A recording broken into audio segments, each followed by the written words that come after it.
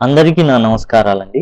ఎవరైతే AP TET 2022 prepare అవుతున్నారో లేదా ఇక ఫర్దర్‌గా కూడా టెట్ ప్రిపేర్ అవ్వాలనుకుంటున్నారో వాళ్ళు పీసీవీ ఇంగ్లీష్ SA.blogspot.com ఇదొచ్చేసి స్కూల్ అసిస్టెంట్‌కి టోటల్ అండి. మీకు టోటల్ ఏదైతే సిలబస్ ఉందో అంతా కవర్ చేయబడింది. వీటిని క్లిక్ చేయంగానే ప్లే లిస్ట్‌లో ఓపెన్ అవుతాయి. ఇవన్నీ కూడా ఫ్రీనే. ఒక పీడీఎఫ్ మాత్రమే మీరు పే చేయాల్సి ఉంటుంది. అయినా అవసరం లేదు. అంటే అది చేసే అనేది అవసరం లేదు. జస్ట్ ప్లే లిస్ట్లో మీరు వీడియోని చూసి కూడా మీకు తెలియనివి రాసుకుంటే నోట్స్ రాసుకుంటే సరిపోతుంది. లేదు మాకు పీడిఎఫ్ కావాలంటే మాత్రం ఇక్కడ మీరు పర్చేస్ చేయాల్సి ఉంటుంది. ఇక ఫర్దర్గా మీకు అన్ని ఇక్కడ మెథడాలజీకి సంబంధించి పీడిఎఫ్ అంతే. అండ్ ఎస్ఏ ఇంగ్లీష్ మెథడాలజీకి సంబంధించి జూమ్ క్లాసెస్ చేయడం జరిగిందండి.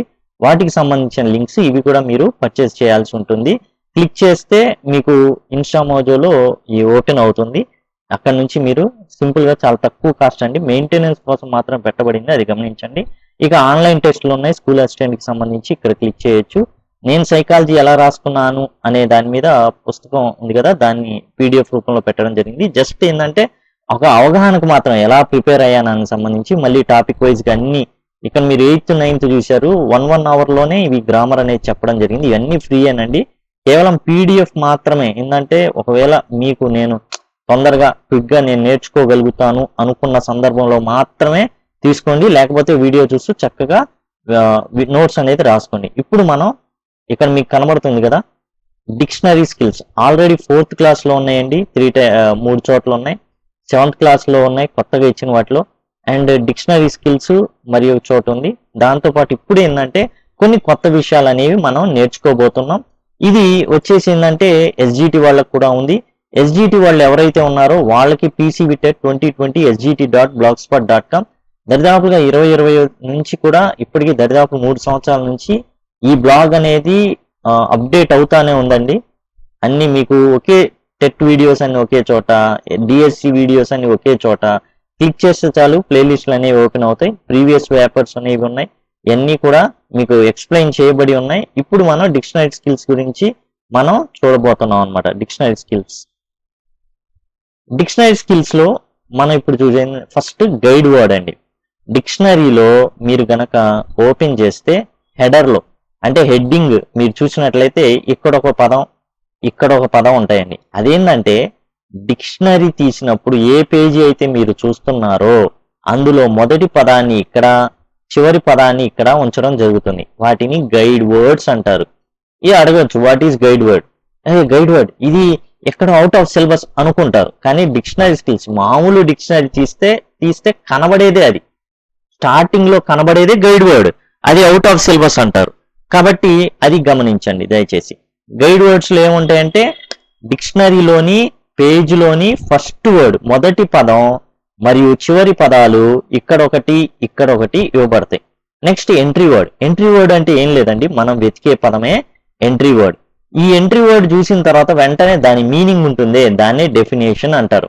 మీరు ఏదైతే డిక్షనరీ అనే పదం చూసాను అనుకోండి, మీరు డిక్షనరీ అని చూసినప్పుడు దాని కింద an anthology ఆఫ్ వర్డ్స్ అనో లేదా ఏదో కంపైలేషన్ ఆఫ్ వర్డ్స్ అనో ఏదో ఒకటి మీనింగ్ అక్కడ దానికి సంబంధించి ఇస్తాడనమాట, అర్థం, అదే డెఫినేషన్.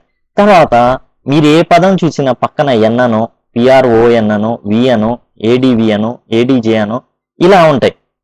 నౌన్ అని పూర్తిగా రాయరండి, ఇవన్నీ బ్రాకెట్ లో పెడతారు. ప్రొనౌన్ అని పూర్తిగా రాయరు, బ్రాకెట్ లో పెడతారు. వెర్బ్ ని పూర్తిగా రాయరు, బ్రాకెట్ లో add verb, adjective, interjection, conjunction and preposition, ఈ విధంగా షార్ట్ కట్స్ లో ఉంచుతారు. ఎందుకు ఈ చెప్తున్నా అంటే ఇన్ డిక్షనరీ పిఆర్ఈపి మీన్స్ అంటాడు, అంటే ప్రిపోజిషన్. పిఆర్పి అంటే ఏదో అనుకుంటారు, కానీ పిఆర్పి అంటే ఏంటంటే ప్రిపోజిషన్, అదనమాట. అలానే డిక్షనరీలో వర్డ్ ఫార్మ్స్ కూడా ఇస్తాడు, డిఫరెంట్ ఫార్మ్స్ ఇస్తాడు. మీరు డిక్షనరీ చూశారనుకోండి, అది సింగులర్ ఎస్ఐఎన్ అని పెడతాడు, ఎస్ఐఎన్జి అని కొన్నిట్లో పెట్టి డాట్ పెడతాడు. ప్లూరల్ పిఎల్యు డాట్ పెడితే అది ప్లూరల్. వాడు డిక్షనరీకి ప్లూరల్ కూడా ఇస్తాడు, డిక్షనరీస్ అని. అది గనక యాడ్జెక్టివ్ అయిందనుకోండి, డిక్షనరీ అనేది నౌన్ కదా, యాడ్జెక్టివ్ అనుకోండి, ఒక యాడ్జెక్టివ్ ఇచ్చాడు అనుకోండి, దానికి డిగ్రీస్ ఆఫ్ కంపారిజన్ కూడా ఇస్తాడు. గుడ్ ఉందనుకోండి, బెటర్, బెస్ట్ అనేది రాస్తాడు. అంతేకాదు వెర్బ్ అనుకోండి, కాంజుగేషన్ ఆఫ్ వెర్బ్స్ కూడా రాస్తాడు, అంటే వెర్బ్ యొక్క first form, second form, third form, ఈ కూడా డిక్షనరీలో ఉంటాయి. ఆ తర్వాత ప్రొనౌన్సియేషన్ ఎలా చూపిస్తాడంటే ఫొనెటిక్స్ ద్వారా చూపిస్తాడు. ఇలా రెండు గీతలు పెట్టి ఇది ఎంఏవై మేకి సంబంధించి ఇట్లా అనమాట, ఇలా రాస్తారు. ఇట్లా ప్రొనౌన్సియేషన్ ఫొనెటిక్స్ కూడా ఉంటాయి. ఆ తర్వాత సిలాబికేషన్. మీరు కొన్ని ఆక్స్ఫర్డ్ డిక్షనరీ ఇలా చూశారనుకోండి, ఈ విధంగా ఉంటుంది. అది కొంచెం చూడండి. డిఐసి అని ఒక గీత, టిఐఓఎన్ అని ఒక గీత, ఏఆర్ అని ఒక గీత, వై అని ఉంటుంది. దీన్ని సిలాబికేషన్ అంటారు, లేదా సిలాబిఫికేషన్ అంటారు, లేదా సిలబుల్స్ అంటారు. ఎన్ని సిలబుల్స్ ఉన్నాయి మనం ఇంతకుముందే చెప్తున్నాం. సిలబుల్స్ తెలియజేయడానికి తెలుగులో రాసేయండి. డిక్షనరీ మీరు చూసాను, డి ఒకటి, క్ష ఒకటి, నా ఒకటి, రీ ఒకటి, నాలుగు సిలబుల్స్ ఉన్నట్టు. ఇక్కడ కూడా మీకు 4 కనబడతాయి. 1 2 3 4 ఆ విధంగా అనమాట. అదే కు ఇలా వస్తే అది సిలబుల్ అవ్వదన్నమాట. అందుకని ఆ తర్వాత హోమోగ్రాఫ్స్ కూడా ఇస్తాడనమాట. డైరెక్ట్ గా అక్కడేం రాయరండి హోమోగ్రాఫ్స్ అని, కాకపోతే ఇలా ఇస్తాడు. Bank 1, bank 2. బ్యాంక్ అంటే మనకేం తెలుసు, only state bank of India ఈ బ్యాంక్ అనుకుంటాం. కానీ బ్యాంక్ అంటే నది ఒడ్డు కూడా ఉంది, అలాంటివి కూడా రాస్తాడు. 1 అని పెడతాడు. బ్యాంక్ 1 ఏంటి, మనకు తెలిసిన బ్యాంకు. ఏంటా బ్యాంకు, అందరు డబ్బులు దాచుకునే చోటు బ్యాంకు. బ్యాంక్ 2 ఏంది, ఈ బ్యాంక్ అంటే ఏంటి, నది ఒడ్డు. నది ఒడ్డును కూడా బ్యాంక్ అనే అంటారనమాట. అలాంటివి కూడా ఇవ్వడం జరుగుతుంది డిక్షనరీలో. ఈ బ్యాంక్ 1 బ్యాంక్ 2 ఏందని అడుగుతాడు. వాడే ఏం చేస్తాడంటే ఒక ప్యాసేజ్ లాగా ఇచ్చేస్తాడు చిన్నవి. అక్కడ bank 1 bank 2 why are they return like that అనో, లేకపోతే వాట్ ఆర్ దే కాల్డ్ అనో అడుగుతాడు అనమాట. హోమో అంటే సేమ్ అండి, గ్రాఫ్ అంటే ఒకే రకంగా రాయడం అనమాట. బ్యాంకు ఒకే రకంగా ఉంటాయి కదా, అందుకని అనమాట. నెక్స్ట్ కొన్ని డిక్షనరీస్, అన్ని డిక్షనరీస్ లో ఉండవు, ఎటిమలాజీ కూడా ఇస్తారు. ఎటిమలాజీ మీన్స్ అని అడుగుతాడు. అవుట్ ఆఫ్ ది సిలబస్ అనేస్తాం, కానీ అది డిక్షనరీ స్కిల్స్ లో ఉన్నదనే విషయం మనకు తెలియదు. ఎటిమాలజీ అంటే వర్డ్ ఒరిజిన్, అంటే ఒక పదం ఎలా పుట్టింది అనేది కూడా డిక్షనరీ ఇస్తారు. అయితే అన్ని డిక్షనరీలో ఇది ఇవ్వడం జరగదు. కొన్ని ప్రత్యేకించబడిన డిక్షనరీలో మాత్రమే అవి ఇవ్వడం జరుగుతుంది. ఇది కూడా అడుగుతాడు ప్రశ్న. ఈ కింది వాటిలో ఏది డిక్షనరీలో మనకు కనిపించదు? 1 parts of speech, 2 pronunciation, 3 other forms, 4 word origins etymology అంటాడు. మనకి సింపుల్ గా ఉండాలి, వర్డ్ ఒరిజిన్స్ అని ఇస్తాడు, లేదా ఎటిమాలజీ అని ఇస్తాడు. ఆన్సర్ ఏంటంటే ఎటిమాలజీ. వర్డ్ ఒరిజిన్స్ అన్ని డిక్షనరీలో ఇవ్వరు, దాన్ని ఎటిమాలజీ అని కూడా అంటారు. ఇంకోటి, డిక్షనరీలో ఒక రకం థెసారస్. ఇది మనకి మెథడాలజీలో కూడా వస్తుంది అనమాట. డిక్షనరీలో చాలా రకాలు ఉంటాయండి. పిక్టోరియల్ డిక్షనరీ ఉంటుంది, ఆ తర్వాత థెసారస్ అని ఉంటుంది. థెసారస్ లో మీనింగ్స్ ఉండవండి, డెఫినేషన్స్ ఉండవు. ఏముంటాయి, సినానిమ్స్, యాంటోనిమ్స్ మాత్రమే ఉంటాయి. మామూలు డిక్షనరీలో కూడా ఇది యాడ్ చేయడం జరిగింది. అయితే థెసారస్ లో ఏంటంటే ఒక్కదానికి 20-30 సినానిమ్స్ ఇస్తారు, 20-30 యాంటోనిమ్స్ ఇస్తారు. మామూలు డిక్షనరీలో మాత్రం 2 సినానిమ్స్ 2 యాంటోనిమ్స్ మాత్రమే ఇస్తారు అనమాట. కాబట్టి ఇవన్నీ ఎక్కడి నుంచి ఉంటాయంటే ఇవన్నీ డిక్షనరీలో ఉంటాయి. డిక్షనరీ స్కిల్స్ లో ఇవన్నీ కూడా మనల్ని అడగడానికి అవకాశం ఉంది. ఇంకా మీకు డిక్షనరీలో కనబడే పదాలు ఏఎంఈ అంటే అమెరికన్ ఇంగ్లీష్ అని, బిఆర్ఈ అంటే బ్రిటిష్ ఇంగ్లీష్ అని. మనం బ్రిటిష్ ఇంగ్లీష్ లో బిస్కెట్ అంటాం, అమెరికన్ ఇంగ్లీష్ లో కుకీ అంటాం. కుకీ అనే పదాన్ని మనం అసలు కుకీస్ అనే పదాన్ని మనం అసలు వాడం. అది అమెరికా వాళ్ళు వాడుతుంటారు అనమాట. అలానే మనం షెడ్యూల్ అంటుంటాం, షెడ్యూల్ అంటుంటాం, అది బ్రిటిష్ ఇంగ్లీష్. అదే అమెరికన్ ఇంగ్లీష్ షెడ్యూల్ అంటారు. ఏంటంటే పదాలు అవి సూచిస్తాయి అనమాట. ఇది అమెరికన్ ఇంగ్లీషు, ఇది బ్రిటిష్ ఇంగ్లీష్ అని చెప్తారు. ఇప్పుడు ఎగ్జామ్ లో ఎలా అడుగుతాడు, బిఆర్ఈ అంటే ఏంటి, బ్రాడ్ ఇంగ్లీష్, బ్రాట్ ఇంగ్లీష్, అట్లా బ్రేక్ ఇంగ్లీష్, బ్రిటిష్ ఇంగ్లీష్, బరబ్బాస్ ఇంగ్లీష్ అని ఏదో ఒకటి ఇస్తా ఉంటాడు. కాబట్టి మనకు తెలిసినప్పుడే దాన్ని ఖచ్చితంగా రాయగలం. తర్వాత కొన్ని డిక్షనరీస్ ఇంకొంచెం డీప్ వెళ్తున్నాం. ఏ అంటే కొన్ని డిక్షనరీస్ లో యాడ్జెక్టివ్ ఫ్రేజ్, లేదా ఏడీజే అని ఇస్తాడు, ఏడీజేపీ. ఇవన్నీ ఏం లేదండి, ఫ్రేజ్ ఉన్నది, యాడ్వర్బ్ ఫ్రేజు. డి అంటే డిటర్మైనర్ అండి. డి అని కొన్ని డిక్షనరీలో రాస్తాడు. ముఖ్యంగా ఎక్కువ రాసేది డిఈటి డాట్ అని రాస్తారు, అది determiner. DET dot determiner. DDP అనేది చాలా షార్ట్ కట్ ఫామ్ అన్నమాట. ఇది కూడా గుర్తుపెట్టుకోవాలని నేను రాయాను, డిటర్మైనర్ ఫ్రేజ్.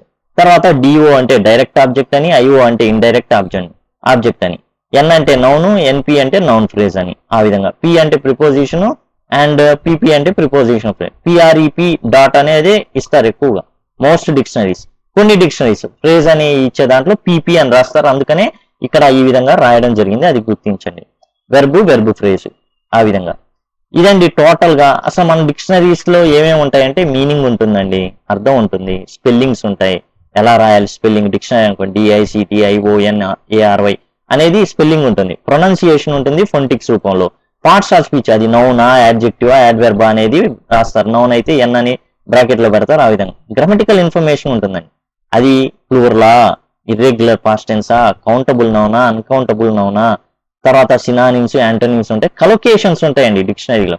జంట పదాలండి. కలొకేషన్స్ అనేది వర్డ్ పార్ట్నర్స్ అంటారు. కలొకేషన్స్ పీసీవీ ఇంగ్లీష్ అని మీరు కనుక టైప్ చేస్తే మీకు దానికి సంబంధించిన కలొకేషన్స్ ఏవైతే ఉన్నాయో అవన్నీ కూడా వస్తాయి. అది కూడా ఒకసారి గమనించండి. అది సిలబస్ లో ఉంది, దయచేసి గమనించండి. తర్వాత రిజిస్టర్ ఆఫ్ ఏ వర్డ్ అంటారండి. What is register of A word అంటే ఆ వర్డ్ అనేది ఫార్ములా, అంటే పెద్దోళ్లతో కూడా మనం ఆ పదం వాడొచ్చా. ఐ గట్ట గో అన్నా అనుకోండి, గట్ట గో ఏంది, ఆఫీసర్ దగ్గర వాడితే మొహాన్ కొడతాడు అనమాట. ఓకే, అది ఫార్ములా, ఇన్ఫార్మలా, స్లాంగా, కొలిక్వియలా, టెక్నికలా, దానికి సంబంధించిన రిజిస్టర్ ఉంటుందండి ఒక పదానికి. బ్యూటిఫుల్ ఉందనుకోండి, ఫార్ములా, ఇన్ఫార్మలా, లేకపోతే స్లాంగా. స్లాంగ్ అంటే ఏంటంటే ఒక రకమైన నాటుగా మాట్లాడడం అనమాట. స్లాంగ్ అనేది మన వాళ్ళు మొరటుగా మాట్లాడుతుంటారే అట్లా. కొలిక్వియల్ కూడా అటు ఇటు జంప్ అయ్యే కొన్ని పదాలు ఉంటాయి. టెక్నికల్ జార్గన్స్ అది కొన్ని ప్రత్యేక వాటికే సరిపోతాయి. ఇప్పుడు బిజినెస్ ట్రాన్సాక్షన్ అంటారు. ట్రాన్సాక్షన్ అంటే మార్పిడి అనమాట, అటు నుంచి ఇటుకి ఇటు. దాన్ని తీసుకొచ్చి ఎడ్యుకేషన్ లో కలిపారు. ఇప్పుడు ప్రతిదీ లెర్నింగ్ ట్రాన్సాక్షన్ అని అంటున్నారు. Learning teaching transaction, learning teaching దాంట్లో కూడా ఈ ట్రాన్సాక్షన్ ఇచ్చేస్తున్నాం. అంటే అటుకి ఇటు విద్య ఏదైతే చదువు ఉందో అటు నుంచి ఇటు మారుతున్నాయి. తర్వాత వెరైటీ ఆఫ్ ఇంగ్లీష్, అది బ్రిటిష్ ఇంగ్లీషా, అమెరికన్ ఇంగ్లీషా అనేది. తర్వాత ఒక పదాన్ని ఎలా వాడాలి.